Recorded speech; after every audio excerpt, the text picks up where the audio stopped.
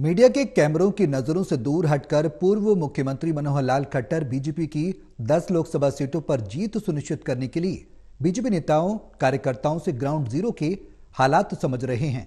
इस खबर से जुड़ी ज्यादा जानकारी दे रहे हैं हिसार से टोटल न्यूज के associate editor doctor Mahesh Kumar.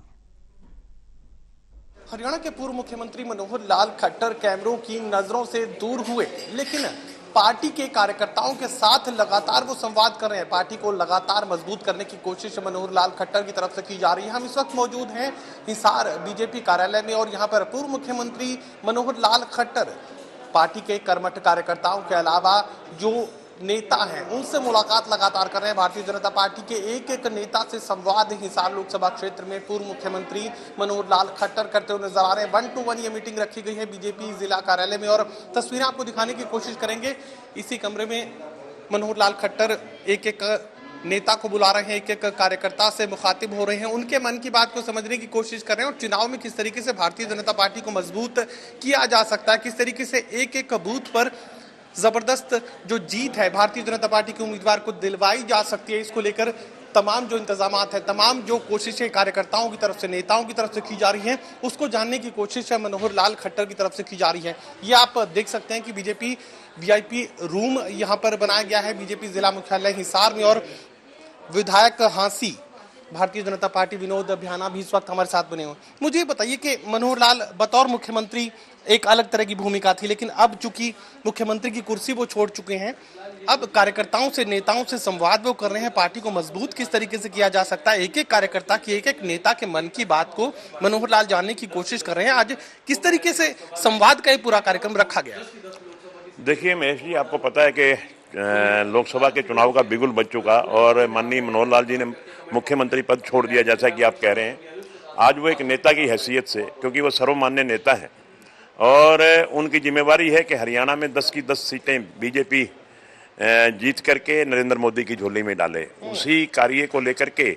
आज वो यहाँ हिसार पहुँचे हैं और हिसार लोकसभा सीट के सभी जो मेन नेता हैं, भारतीय जनता पार्टी के वरिष्ठ कार्यकर्ता हैं, उन सबको बुला करके इकट्ठे के रूप में भी और अलग अलग भी उन्होंने सबसे बातचीत की है। सबके अंदर का हाव भाव जाना है, पार्टी की क्या पोजीशन है, कैंडिडेट की क्या पोजीशन है, क्या जीत के मंत्र हो सकते हैं, किस तरह से ये सीट जीतेंगे और कितने मतों से जीतेंगे, ये सारी डिस्कस हुई है, जिसमें से ये निकल के आया है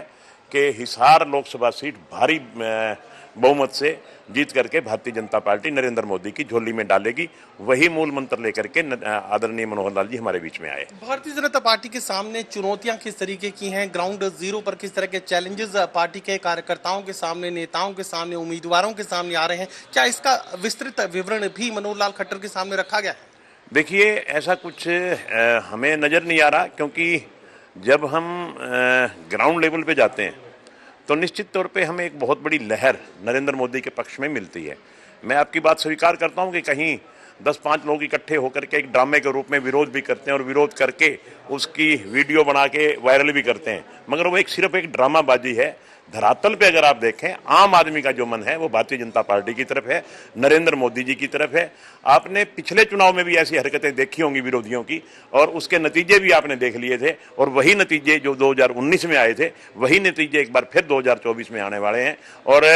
हरियाणा की 10 की 10 सीटें नरेंद्र मोदी जी की झोली में जाने वाली है। और हिसार की सीट की जहां तक मैं बात करता हूं, हिसार की सीट भारी बहुमत से जीत करके चौधरी रणजीत सिंह भारतीय जनता पार्टी की झोली में डालेंगे। सबसे मुख्य बिंदु को अगर मैं समझने की कोशिश करूं तो मनोहर लाल खट्टर अंदर कमरे में दाखिल होने के साथ ही नेताओं से किस